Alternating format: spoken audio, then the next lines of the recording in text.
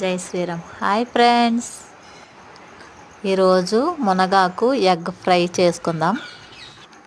ఆషాఢ మాసంలో కంపల్సరీ తినాల్సింది మునగాకు అన్నమాట.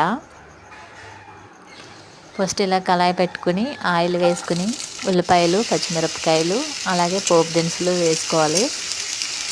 నెక్స్ట్ కరివేపాకు, ఉప్పు వేసుకుని బాగా కలుపుకొని మూత పెట్టుకోవాలి.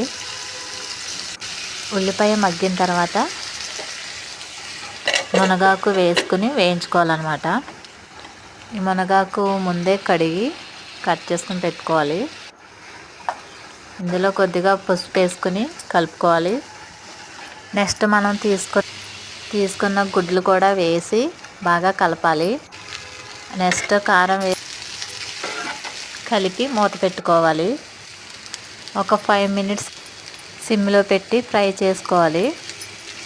నెక్స్ట్ ఏదైనా మసాలా వేసుకుని లైట్గా కొత్తిమీర వేసుకుంటే సూపర్ ఉంటుంది కర్రీ. తప్పకుండా ట్రై చేయండి ఫ్రెండ్స్. మనం ఏ కాలంలో అయినా తినొచ్చు. కనీసం ఈ ఒక్క ఆషాఢ మాసంలోనైనా తినాలని పెద్దలు చెప్పారు. ఆషాఢంలో గోరింటాకుతో పాటు మునగాకు కూడా మనం ఇంపార్టెన్స్ ఇవ్వాలి. ఈ మునగాకు కంటికి చాలా మంచిది కదా ఫ్రెండ్స్.